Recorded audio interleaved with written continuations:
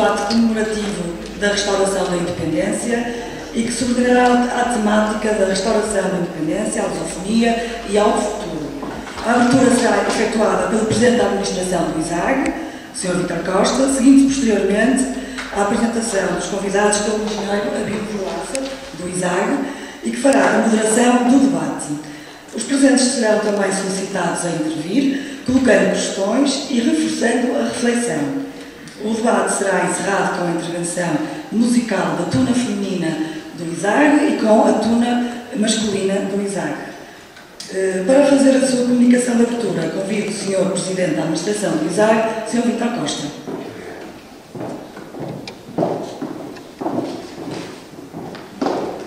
Boa noite, sou Alteza Real do Guarda Pio Bragança, professor Dr. António Vilar, Sr. Provedor da Santa Casa Misericórdia do Porto, Srs. Defensores da Causa Monárquica, Sr. Engenheiro Manuel Dominga e ilustres convidados, cara comunidade de ISAG. É para o ISAG uma honra poder contar com a vossa presença neste debate de comemoração da restauração da independência de 1640 e a que designamos Restauração da Independência, à lusofonia e ao futuro. O ISAG é a única escola de ensino superior a assumir esta comemoração, abrindo à sociedade civil um debate que consideramos extremamente oportuno e atual. Efetivamente, o nosso país ao longo da sua história tem demonstrado uma inteligência extraordinária, permitindo que sejamos o país do mundo que possui as mesmas fronteiras há mais de 900 anos. Somos, por isso, um dos mais velhos países para o qual não foi necessário fazer novos mapas e que vem conquistando um espaço próprio no seio das nações.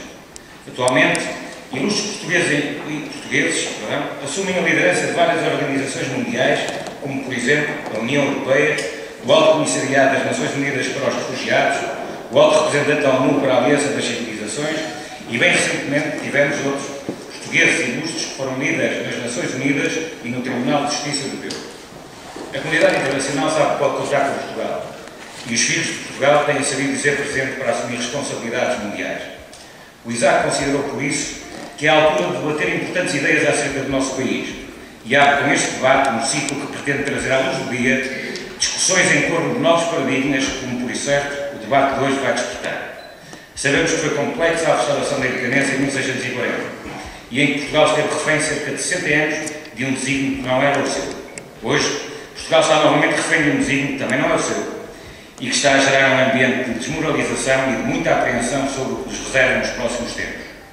O país está desmobilizado, desvitalizado, o que favorece ideias por vezes contraditórias e que importa clarificar.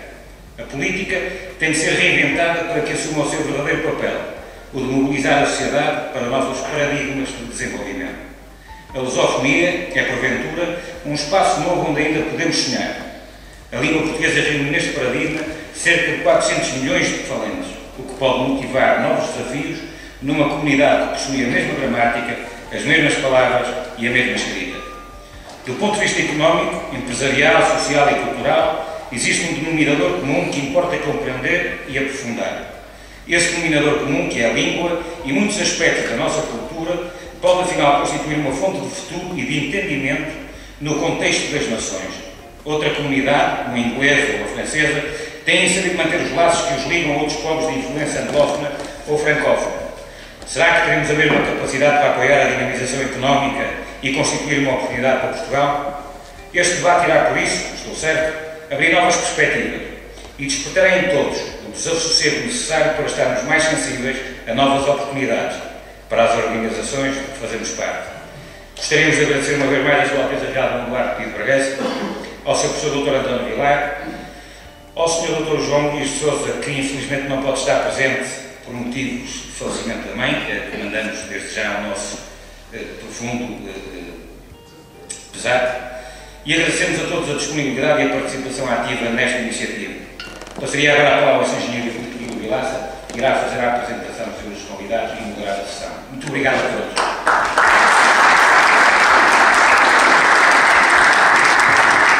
Muito obrigado, Sr. Presidente.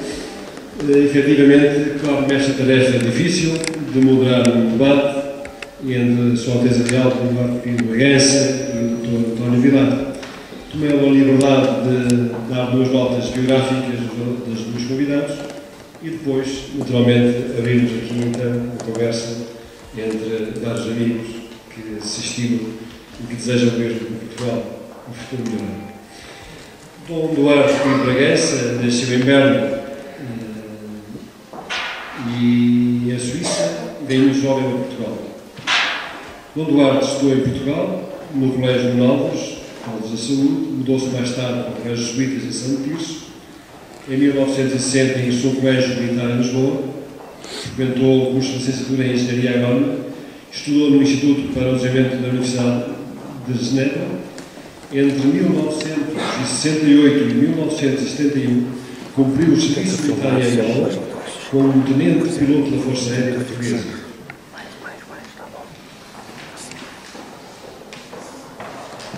Dom Duarte, além de muitas causas, uma das causas que melhor se conhece, o que mais se conhece, é ter sido presidente da campanha por Timor em 1987, no âmbito da qual conseguiu influenciar e ter uma grande mistura de influências junto da comunidade internacional com vista à independência de Timor, e nesse âmbito também, Dom Duarte conseguiu ainda, foi o primeiro português a conseguir a construção de um bairro de 40 habitações timorenses alojados. Preside ainda a Fundação Dom Manuel II. Esta fundação foi constituída em 1968, criada pela Sra. Dona Augusta Vitória, viúva de Sua Majestade El Rei Dom Manuel II, e esta fundação tem assumido um conjunto vasto de missões, entre as quais destacamos a Fundação da AMI, a Fundação Sousa Pedro, a Diocese de Paucal, a Diocese de Santo Tomé e Príncipe, a Fundação Oriana, a Fundação Osvaldo e a atribuição do Prémio do Infante Henrique, entre outras missões importantíssimas também que esta Fundação tem vindo a desenvolver. E peço desculpa pela brevidade, mas vamos passar depois seguidamente do António Vilar, que é, desde logo, uma referência também no Estado do Porto, republicano, nascido, fez os seus estudos em Direito na Faculdade de Direito da Universidade de Coimbra, além da licenciatura, pós-graduações, mestrado, doutoramento também. Tem um conjunto vasto de estudos desenvolvidos também em várias universidades nacionais e internacionais, cursos vários, e tem um conjunto enorme de publicações e participações da sociedade civil que são conhecidas e que, de algum modo, têm também elas sido feito dele um ilustre homem do Porto, permite a expressão, além de ter sido também já professor do Isaac em outros tempos e que saudade temos, não é? Gostaríamos de voltar a encontrar entre nós, e na participação associativa, quer em Portugal, quer também fora de Portugal. Eu começo por agradecer desde logo a gentileza a ambos por terem aceito o convite do Isaac para esta reflexão. É sabido, efetivamente, que a restauração de Portugal é hoje uma referência importantíssima, na medida em que se sente novamente Portugal refém da economia, da finança internacional, sobretudo, e tem vindo a sentir-se as dificuldades que temos vindo a conhecer, nomeadamente para Portugal, desde alguns anos desta parte, onde sentimos estas dificuldades por parte das instituições que cá estão. Por isso mesmo, eu, de seguida, e passaria a palavra a Dom Duarte de Bragança, talvez que começam o Dom Duarte, nós não combinamos nada. Começa o seu professor. Então, Dom Duarte, com a gentileza que conhecemos, passa a palavra ao Dr. António Vilar. Eu penso que o microfone está. Professor, uma primeira reflexão e depois abrimos outros. Eu vou então intervir o que disser. Não sou monárquico, mas respeito os símbolos. O professor tem que ter primeiro, por todas as razões. Queria direito, mas agradeço a sua generosidade. Eu creio que todos viemos aqui porque, de algum modo, nos incomoda que relações que muitas vezes não compreendemos tenham determinado que um dia, simbolicamente, fundamental para a coexistência dos homens em sociedade, para a coesão social, tenha sido tocado no aspecto decisivo dos vossos comportamentos. Desde a restauração, sutilmente foi retirado de uma lei, um quadro de trabalho, e deixou de ser um dia feriado legal, portanto, obrigatório. Melhor do que eu para falar da restauração, não poderia haver outra pessoa senão o Sr. Duarte. Bom, a questão é que a restauração não é propriedade da monarquia.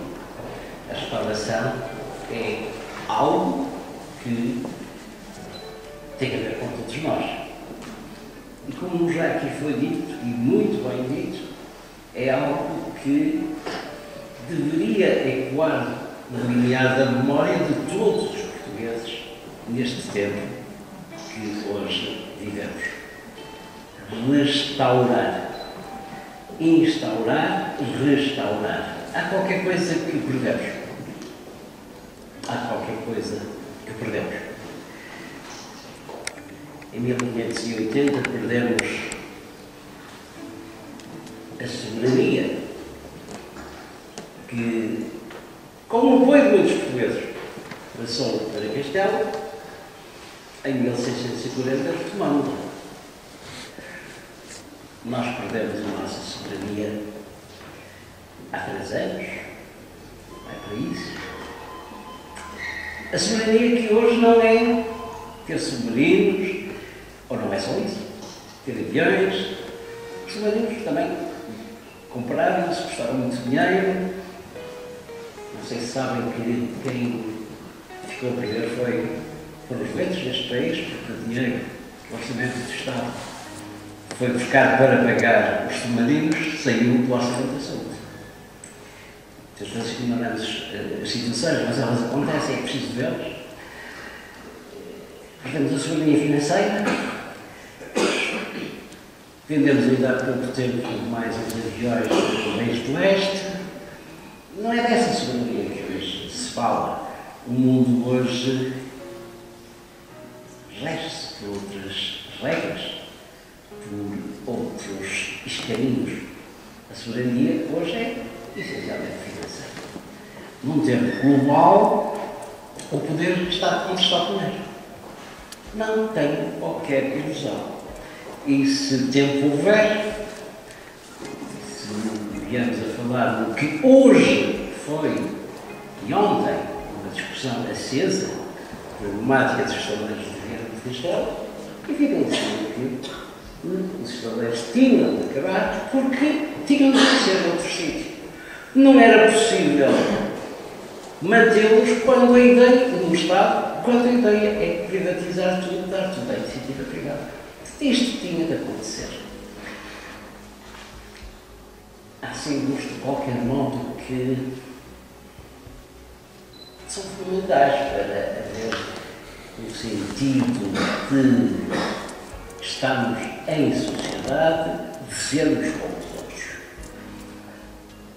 E há uma hierarquia de fidelidades. Se pensarmos que na Idade Média foi um tempo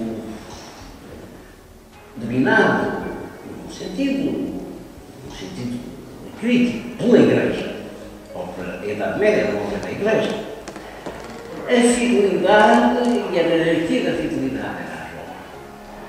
Não havia o sentimento da portabilidade, mesmo depois da independência. Havia, as pessoas sentiam, Jesus próprio, sentiam que pertenciam à cristandade. Isso é que era essencial. Depois pertenciam a um partido, mas pertenciam à cristandade. Há outros exemplos, mas talvez o mais elucidativo seja depois o que nos deu o marxismo, proletários de todos os países unidos. Bom, portanto, não havia Portugalidade, nem havia o sentimento de pertencer a outra qualquer nacionalidade. Havia o sentido de ser proletário, de todo o mundo unido, proletário. Esta ideia das fidelidades tem muito a ver com o tempo que estamos a viver. Eu só queria recordar mais uma coisa que tem a ver com um homem que fará amanhã, depois da manhã. Não, hoje são 2, 3, 4 que foi vítima do atentado. Hoje não há dúvidas, foi vítima do atentado. Quem o fez, disse-o, já. Agora, por bem, já não possa ser perseguido. Esse homem disse uma vez algo espantoso naquele tempo. Quando o atacaram, e atacaram muito dentro do PSD, PVD na altura, ele alguma vez disse, virado para os barões que já na altura existiam: atenção, eu primeiro sou português, depois sou democrata, no fim sou social-democrata. Vale alguma coisa ser português hoje? Deixa-me fazer uma pergunta mais pura. Se não fosse, ou se tivesse sido um feriado obrigatório, não fora domingo, ou um dia qualquer, será que nós tínhamos tido outra atitude, outra mundividência, outra aproximação, outra abordagem, outro comportamento perante essa data simbólica? A minha resposta vai no sentido de que não teríamos. E justifico de uma forma muito simples. Nós hoje sabemos o preço de tudo, mas não sabemos o valor de nada. Os que ainda sabem alguma coisa de história, então eu tinha a ideia da restauração. Pronto. Mas se me perguntarem, a restauração, 1 de dezembro, sim senhor. Lá falar no Miguel de Vasconcelos e de outros, não vale a pena, porque não estamos aí hoje. Eles conhecem os melhores. Sabemos o preço de tudo, mas não sabemos o valor de nada. Por isso, penso que mesmo que seja feriado, e isto levar-nos com certeza uma segunda volta e uma segunda discussão, o que é que fundamenta que um dia destes, porquê que um dia destes há de ser feriado? O que é que se comemora? Qual é o símbolo? Qual é o sentido? É muito trabalhar? Não, é muito mais disso. Mas, voltando atrás e para terminar, sabemos o preço de tudo, não sabemos o valor de nada. Hoje os homens vão às compras com as senhoras. Normalmente, sabem, sobretudo as senhoras, sabem o preço do leite, da manteiga, do repolho, e vão comparar em que supermercado é que é mais barato, em que prateleira é que está mais barato, e vão buscar em função do preço. Sabem o preço de tudo, mas não sabem o valor do sacrifício. Que, por exemplo, aquela menina que está a fazer as contas lá no fundo da caixa, há quantas horas ela está ali? Numa situação praticamente em ganho plata. Não se pode mexer. A mexer em dinheiro. A aturar as pessoas. Não sabem o valor que é ser pessoa, daquilo que se poderá dizer a emancipação do trabalhador. Não sabem o valor, alguns saberão, mas provavelmente não sabem o valor que custou a produzir as peras, as batatas, o leite que está ali a ser vendido e que não é pago senão a 180, 200 ou 300 dias aos produtores que veem que estão sufocados. Isto é simples. Sabemos o preço de tudo, mas não queremos saber o valor de nada. É uma pena que assim seja. Mas uma sociedade hedonista, líquida, crísica, em que vivemos, os valores foram-se já. E até recentemente, um livro fabuloso, tem 15 dias, 3 semanas, creio eu, do mestre Alain Touraine, do grande filósofo Alain Touraine. Ele diz: as sociedades acabaram.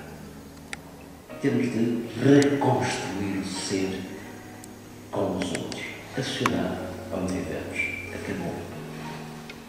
Que é muito vasto, eu já este tempo mais, se calhar, e as pessoas querem ouvir assim, nada amigo. Interessante, gostei muito. Eu hoje queria ler, por acaso, no próximo dezembro,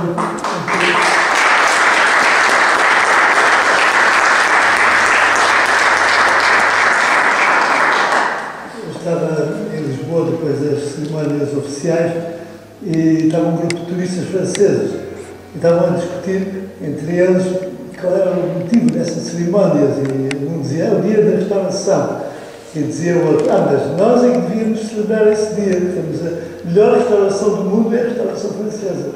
Eu tenho a impressão que deve haver mesmo em Portugal, há muita gente que acha que estamos a celebrar o dia dos restaurantes. É o eterno. Mas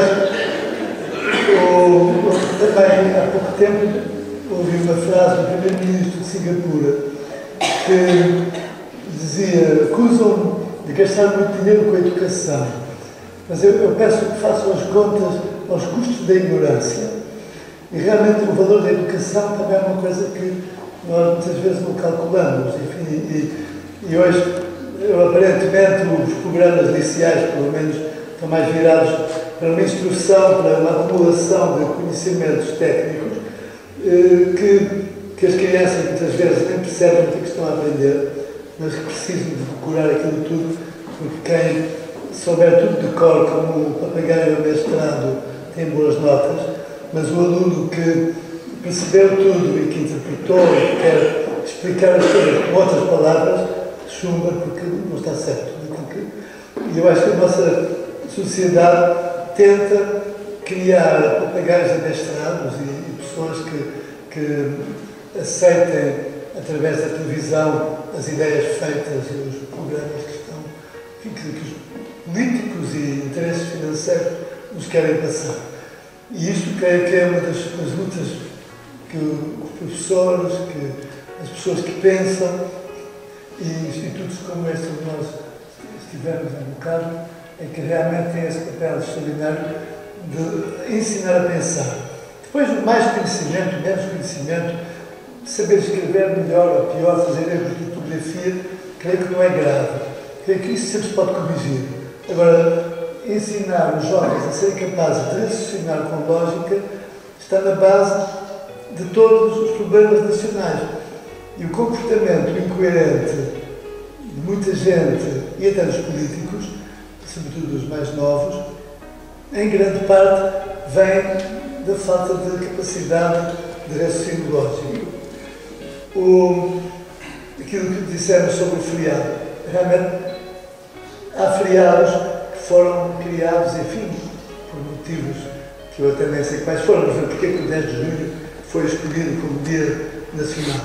Eu achei muito interessante porque o outro dia, na intervenção do Presidente, Dr. António Costa, Presidente da Câmara de Lisboa, que falou muitíssimo bem na comemoração do 1 de dezembro, ele disse isto, disse: bom, realmente, o 10 de julho podia ser outra data qualquer, ninguém sabe muito bem qual foi o dia em que morreu o nosso grande poeta Camões. E poderia ser o dia da Portugalidade, das comunidades, da língua portuguesa, mas o dia de Portugal devia ser o dia 1 de dezembro. E quem percebeu isso muito bem foi o primeiro governo republicano que, em 1910, 2 ou 3 meses depois de terem conquistado o poder, proclamaram o 1 de dezembro como feriado nacional. Foi o primeiro feriado nacional civil a ser proclamado em Portugal pela Primeira República. Antes não havia feriados civis, havia só os feriados religiosos. E mais tarde é que se proclamou o 5 de outubro como feriado, que tem 2 significados. No meu entender, tem um significado oficial, que foi a Revolução de 1910, mas devia ter um outro significado também, que é o dia em que foi assinado o Tratado de Zamora em que foi reconhecido a soberania e a independência de Portugal no tempo de Dom Afonso Henriques, por Castela, ou por Leão, aliás, pelo Reino de Leão e pela Santa Sé. E foi, digamos, o certificado de batismo de Portugal, foi no dia 5 de outubro. Portanto, são 2 dias importantes. Porquê que o feriado é importante? Primeiro, para se poder comemorar, porque tradicionalmente em Portugal todas as terras têm bandas de música 1º de dezembro, têm celebrações de rua, sempre é uma data que sempre se festejou, sobretudo nas vilas, aldeias, pequenas terras, sempre se festejou. E por outro lado, porque é uma maneira das pessoas pensarem, lembrarem-se, passa-se qualquer coisa, porque é um feriado. O 10 de junho, bom, para a maior parte das pessoas é o dia para ir à praia, para fazer uma ponte, muitas vezes, sabe? Portanto, eu acho que a maioria das pessoas não festejam, não celebram o 10 de junho. Eu, pessoalmente, costumo participar nas comemorações organizadas pelas associações da Força Aérea, do Exército, dos antigos combatentes, e um dia que estiverem em Lisboa, no 10 de junho, venham ver a cerimónia junto da Torre de Belém, que realmente é muito bonita. Qual é o outro tema? O outro tema do debate hoje é a lusofonia. Eu acho que aqui, sobretudo quem vive aqui no Norte, tem um caso, uma experiência muito bonita para fazer, que é visitar a Galiza e perceber que temos ali um povo irmão que quer considerar que fala português. Nós achamos que falam galego, mas na verdade eles acham que falam português de Galiza. E é um português medieval, um português antigo, bonito, um bocado, às vezes, misturado com o castelhano. Mas eu acho que é fundamental criarmos e reforçarmos os laços com os povos que querem estar unidos connosco pela língua e pela cultura. Começando pelos galegos, indo, obviamente, para nós ainda mais importante, todos os países de língua oficial portuguesa, e aqueles povos que gostariam de entrar na CPLP, como a Guiné Equatorial, o próprio Senegal, onde a Amazônia que fala português, a Índia, por causa de Goa, a China organizou os Jogos, as Olimpíadas lusófonas em Macau. Portanto, essa solidariedade, este interesse mútuo que há entre povos que têm alguma raiz cultural portuguesa, é extraordinariamente enriquecedor para nós. Temos que cultivá-los, não podemos abandonar isto só aos políticos, porque corremos o risco, por exemplo, daqui a uns anos, há uma geração de moçambicanos ou de timorenses que já não viveram com os portugueses, não os conheceram, e que começam a achar que, se calhar, mais vale Moçambique falar inglês, porque não há livros em português para as escolas do interior, onde em Timor, durante 30 anos, foi proibido de ensinar português, só nas escolas religiosas é que ainda se ensina português. Portanto, há pelo menos metade da população ou mais que tem muita dificuldade, ou que não fala português de todo. Na Guiné-Bissau é o mesmo problema, porque não há dinheiro para nada, o Estado está completamente falido.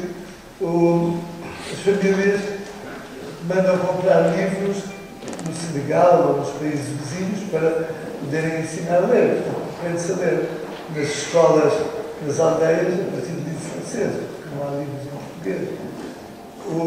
E por aí fora, quer dizer, há muitos casos desses. O único país do antigo lugar onde realmente o português é uma língua totalmente aceita e indiscutível é Angola. Apesar disso, no interior há muita gente que não fala português. Mas a maioria fala português. O governo angolano tem trabalhado muito nesse sentido. E portanto, mas se nós, eu acho que é do nosso interesse apoiar o ensino de português nesses países todos. Por graça, lembro-me que há tempo, uma velha senhora, mãe de um antigo deputado do Parlamento Europeu pela Galiza, dizia-me gosto muito de visitar Portugal, porque é o único lugar onde toda a gente fala grego, mesmo mais do que grego.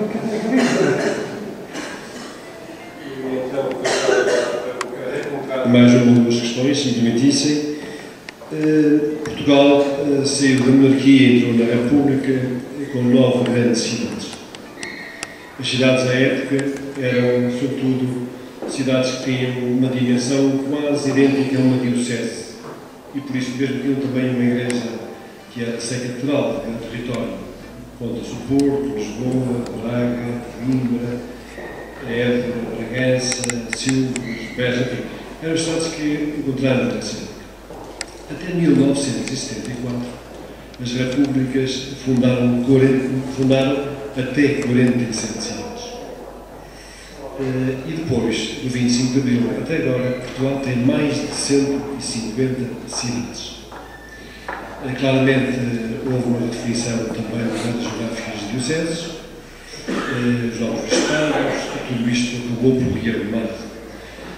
Outra ideia que eu gostaria de deixar é que a monarquia também, diríamos, deixou à República um vasto território internacional. E um conjunto de instituições, muitas delas ainda hoje existem. Associações empresariais, com 170 e muitos anos, Misericórdias, com quase 2 anos, algumas delas, Monte Geral.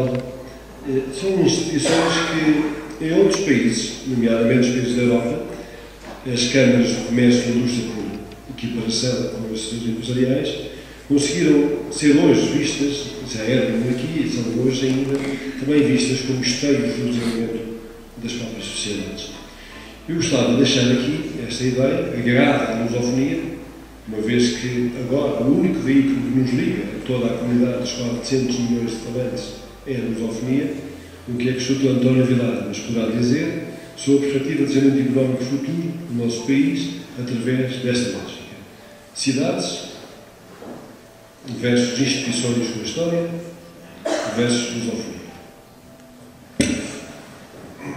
Eu confesso que não vou abaixar os dias, mas tentar responder.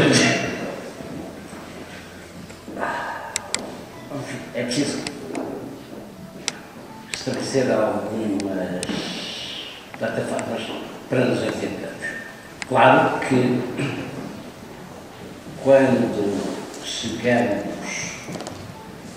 à República, em 1910, toda a organização política e administrativa se baseava na organização religiosa que vinha do tempo anterior, da Idade Média, que se prolongou em Portugal durante muito tempo. Portugal, na industrialização, a revolução industrial, teve escassos reflexos. E agora permitam-me que faça um parênteses, depois volto atrás. É ver se alguém compra uma ideia que eu ando a tentar vender há muito tempo.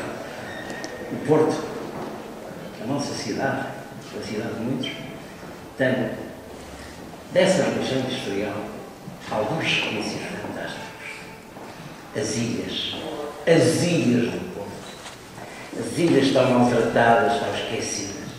Eu ando a lutar com alguns amigos para que se consiga comprar um comboio de ilhas, uma ilha, que é um comboio, que se restaure, porque não é uma questão de dar habitação social, esse assistencialismo malévolo, maligno. O assistencialismo é uma coisa horrível.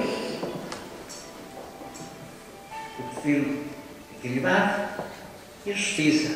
O assistencialismo é uma coisa horrível. Mas as pessoas, quando falam disto, dizem logo: ah, sim senhor, pôr uma casa de banho e um lavatório e as pessoas dessas ilhas passarem a ter água e etc. Não é nada disso.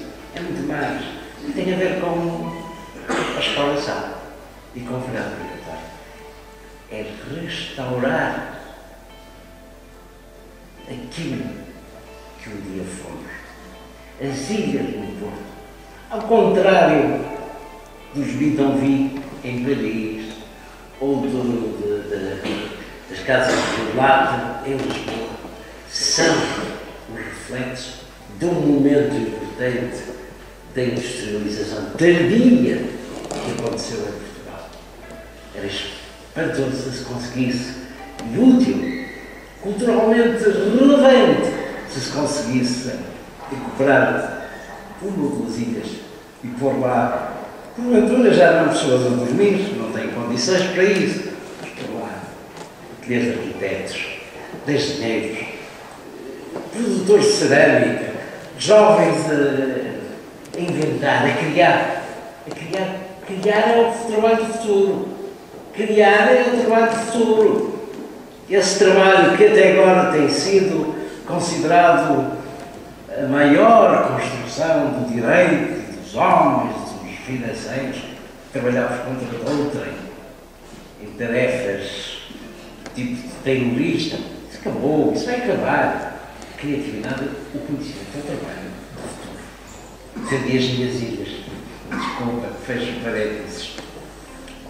Voltando à questão. Situarmos, portanto, temos que definir alguns conceitos, senão não nos entendemos. Eu vou, depois do que disse, vou procurar entrar em dois aspectos, se me permitir e se tiver tempo. Um tem a ver com esta casa onde estamos. E eu peço muita desculpa, esqueci-me de saudar o Sr. Presidente desta instituição, no princípio, mas às vezes o que deve ser esquece, peço perdão, tanto mais que sabe bem como me ligam nesta casa há 30 anos e a Sra. Dona Consuelo Costa, um reconhecimento e uma estima muito grande. Quando ela admitiu um rapazito de 24, 25 anos a dar aulas no ISAI, uma manifestação de confiança. Foi isso que me ajudou a fazer o meu percurso de vida. A confiança, a solidariedade, o reconhecimento simbólico. Aqui está a outra razão. Mas acho que sim.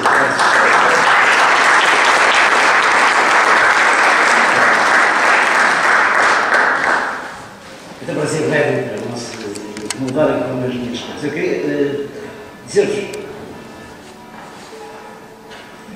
É o meu, mas está aí, ele cala-se já. É dizer que às 8 horas tenho obrigações públicas, que são um bocado germânico na minha forma de atuar. Bom, duas coisas. Estamos num momento em que não está a acontecer uma era de mudança. E que as coisas estão a mudar. Estamos num momento em que há uma mudança de era. E quando ouço algumas pessoas por aí a dizerem: os tipos que estiveram no governo até agora gastaram demais. Vejam lá, construíram muitos hospitais, autoestradas onde ninguém não passam carros, escolas que estão vazias, hospitais sem doentes. Isto é uma mentira profunda. É uma mentira contra o futuro. Pode ser uma verdade de hoje, mas é uma mentira contra o futuro. Eu explico. Nós não temos escolas a mais. Temos alunos a menos. Desde logo alunos deste país. Este país que, enfim, bem dizer, não é para considerar o país é uma realidade geográfica. Este povo, o nosso povo, a nossa nação, temos estudantes a menos, porque a natalidade diminuiu e as coisas não acontecem por acaso, porque estamos a cometer um crime muito grande. Estamos a dar aulas, ou estão a dar aulas na Universidade do Porto, em inglês, a estudantes portugueses e de outras nacionalidades que vêm cá formar-se. Eu fico zangado quando vejo em cursos de mestrado em Estatuto em situações de formação a nível superior da aulas em inglês. Não é bem em inglês, é naquilo que eu dizia um bocadinho no Globis, no Global English. Porque está na moda. Porque o inglês é a língua dos negócios. Porque assim é que se trazem mais alunos. Mentira! A maneira de trazer muitos alunos para Portugal é preciso, primeiro, ensinar-lhes português. Aqueles tontinhos dos chineses, muito russos, dos países de leste, porquê é que eles vêm aprender? Polacos, porquê é que vêm aprender português? Estes não precisam de vir para cá para aprender inglês. Nós devíamos dar valor à língua portuguesa. É questão de valor económico da língua portuguesa, que poucos sabem, poucos relevam, mas que está estudado. A língua portuguesa, em termos económicos, vale muito dinheiro. Nós não conhecemos. Nós paramos, damos aulas em inglês. E vamos dizer assim, mas vêm estrangeiros. Não sei. Vêm estrangeiros. Mas com certeza vão aprender português. E as aulas são dadas em português. E aos portugueses que vão às aulas, se vier dar um professor de inglês, tem que saber inglês. Se vier um alemão, tem que saber alemão. Isto é que é ser global. Isto é o globalismo, mais do que a globalização. Há hospitais a mais? Não, desculpa, deixa-me ver atrás. Eu, Dr. Duarte, não se zangue de dizer só mais uma coisa, neste aspecto. As universidades inglesas, muitas norte-americanas, de outros países, escolas superiores, fazem os cursinhos de um ano, de mestrado, de correr, e já viram o que acontece no fim.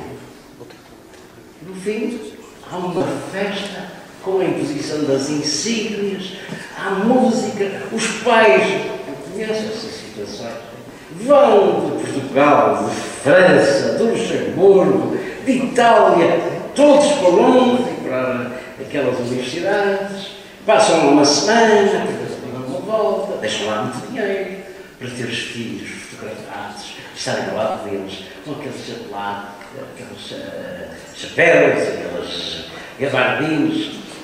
Eu sou de Coimbra, portanto em Coimbra é outra coisa, não é? Até põe nos gabardinhos. É um comércio excepcional, só isso chama muita gente a Londres. E outras universidades. Porquê é que nós não fazemos isso cá? Que diabo de bicho é que se meteu nas nossas cabeças? Não foi só nas nossas. Em França, a Sorbonne, até há 3 anos, também tinha cortado com tudo, depois de 68, de maio de 68, tinha cortado com todas essas manifestações folclóricas. Sim, folclórico vem do povo. Folclórico vem do povo. Expressões do povo. Não tem nada contra. Porque as pessoas guardam o memória, que lhes dá coesão, que lhes dá sentimento de nacionalidade, de pertença a um grupo, de coesão. Porquê é que nós acabamos com isso? Mas é muito mais do que isso, Dr. Duarte. É que a queima das fitas tornou-se em cima vou bater, mas tornou-se um momento de embriaguez coletiva e pouco mais. Espera aí um bocadinho.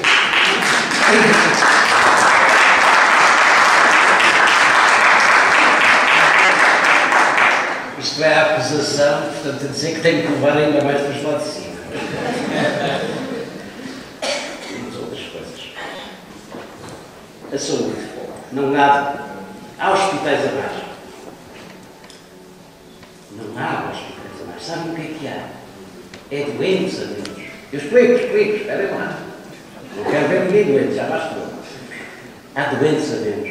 Portugal tem condições excepcionais para se tornar um destino turístico, e eu penso que se justifica falar nisso aqui, no ISAC, neste momento, para se tornar um destino excepcional, como espaço para as pessoas com possibilidades de virem fazer cirurgias e, ao mesmo tempo, usar o sol, estou a falar dos nórdicos, virem descansar e reabilitar-se das guerras. Estou a falar, por exemplo, dos angolanos, estou a falar dos iraquianos, estou a falar de exemplos que eu conheço e não tenho andado. O que era preciso é que desta cabeça abstrusa que reina na política portuguesa abrissem aquele hospital de Valadares, como vão abrir proximamente.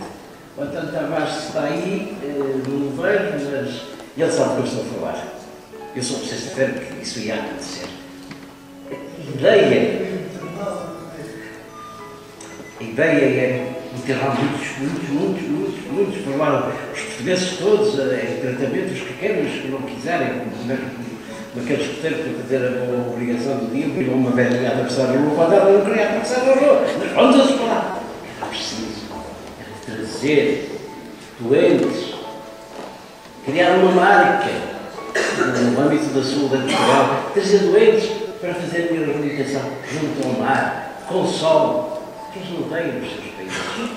Portanto, não há hospitais a mais, há doentes neste sentido a menos. E não há estradas a mais, para poder continuar sem fim. O que há é atividade comercial e industrial a menos. Não há nada disso a mais. E vou terminar já exagerei, embora não é dito nada, eu sei. Eu gostava, porque a ideia que eu trouxe foi que o dia da restauração havia de ser um dia feriado obrigatório. Eu sei que no tempo de individualismo que nós vivemos, aquelas ideias de Hayek e de outros, cada um é responsável por si. Não agrada. Não agrada. Claro que cada um é responsável por si, mas nós somos responsáveis por todos. Quando damos o que é nosso, estamos a praticar um ato de generosidade, um ato de amor, de caridade. Mas também é muito importante e é decisivo, é que seja dado a cada um o que é seu. O que é seu não é eu tirar e depois vou dar o que tirei. A justiça é dar a cada um o que é seu. Alguns colegas estão aqui, alguns sum quico et tribure, os princípios demopianos. Ora bem, a tosse também me está a convidar a calar, perceber que já devia ter feito. No mundo do individualismo é fácil acabar com a filhada que celebra a nacionalidade ou a restauração da soberania nacional. Que nós nos preocupamos apenas connosco. O outro é alguém que está muito longe. Mas o outro não é aquele tipo que trabalha em Agra. O outro muitas vezes é o pai, a mãe, o avô que se tira para uma armadilha de anos. Nós estamos a viver essa situação. Agrava o que eu acabo de dizer, o facto de termos interiorizado o medo. A Troika, os poderes não eleitos que governam o mundo da finança, fizeram-nos interiorizar o medo. E o medo tem consequências dramáticas. O medo é o primeiro requisito para se mudar a situação política. Com o medo as pessoas aceitam a democracia, o fascismo, o comunismo, qualquer coisa. Com medo, tudo se faz, tudo se faz. Mas o medo também afeta a nossa capacidade de sermos como somos. A sua pergunta, Sr. Engenheiro e meu querido amigo, tem uma resposta. Mas a resposta é muito complicada de dar aqui, mas eu sei qual é. A resposta é que 10 milhões de portugueses aqui queiram dar mais outros tantos da diáspora portuguesa. Essa é a resposta que tem que ser dada. Ou então, não há futuro.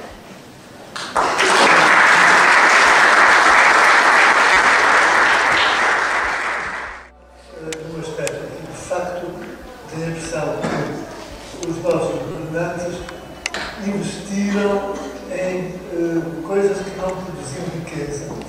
E com isso, a mulher que dona de casa sabe, quer dizer, se gasta mais do que ganha, o marido ganha, acaba mal. Não é? Hoje em dia as pessoas estão a pagar os cartões de crédito, juros inconcebíveis aos bancos, e não nem fazem as contas para o juro que estão a pagar. Ora, se de facto tivéssemos investido em iniciativas que produzissem riqueza, inclusive a educação e a saúde são a riqueza para o país, estou de acordo, mas menos em luxos e mais em investimentos produtivos, teria sido certamente melhor. Eu julgo que uma das razões para tantos investimentos foi, infelizmente, as comissões que muita gente quis lá ganhar. E por isso é que temos, de facto, outros Estados Nacionais, temos a Expo de Lisboa, que custou caríssimo, e onde desapareceram não sei quantos 300 milhões de euros que desapareceram. Há uma série de grandes investimentos que foram feitos sem verdadeiro estudo económico. Eu próprio conto, faz explicar. Eu propus, na altura, antes do começo, quando os professores discutiram, eu perguntei ao ministro Joaquim Ferreira Amaral porquê que não fazia a ponte uns quilómetros mais acima, 5 quilómetros mais acima, faziam uma ponte de 2 quilómetros. Não, vamos fazer uma de 12 quilómetros, caríssima, que não era necessário.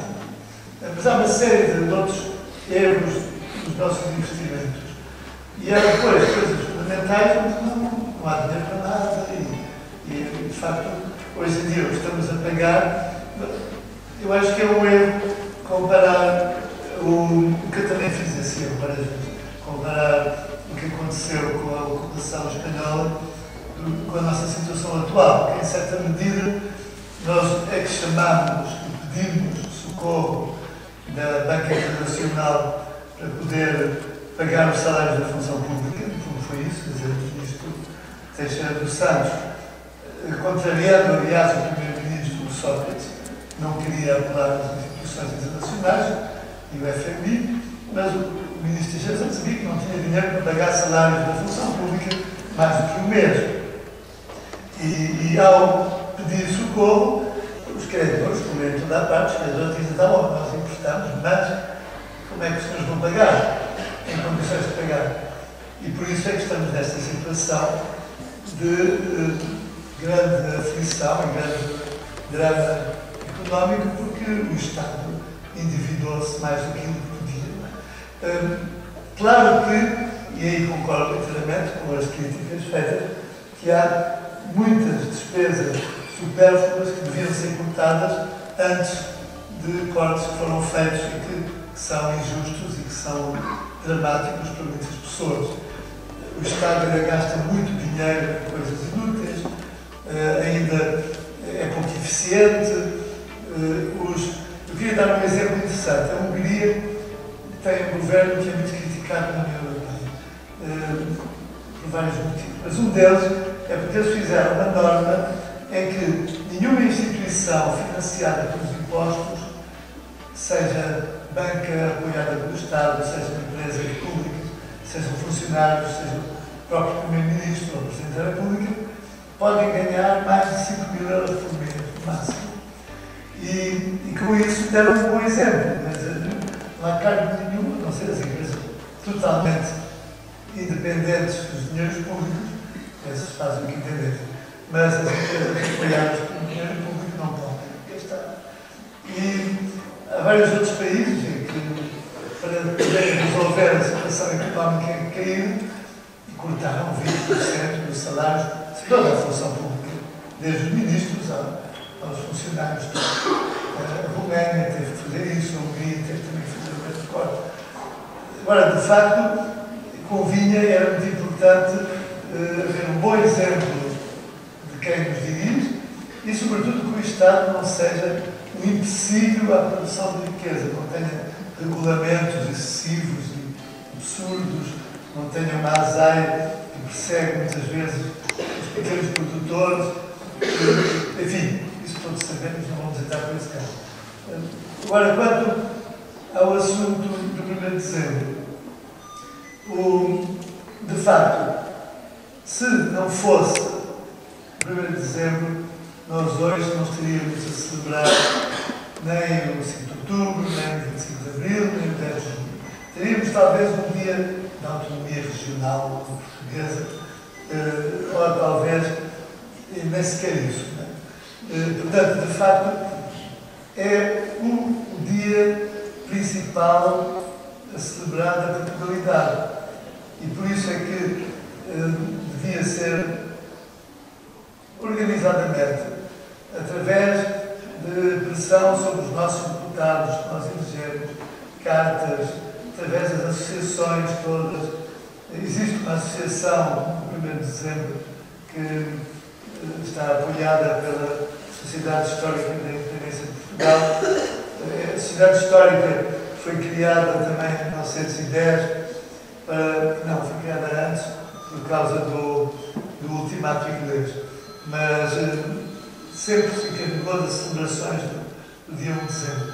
Hoje está em vias de entrar em falência e tem o próprio edifício de sede em vias de ruir, porque não tem dinheiro para manter o palácio, chamado Palácio da Independência, o Palácio Almada, onde foi realizado o último encontro, o tal jantar dos conjurados, em que os conjurados organizaram os últimos pormenores da preparação da Revolução. Ora, se esse edifício está em risco de cair por falta de verbas, se os Jerónimos estiveram em risco de cair quando aguentaram o terremoto de 1755 e o próprio tsunami a seguir, a água do tsunami entrou por ali adentro e o edifício aguentou-se.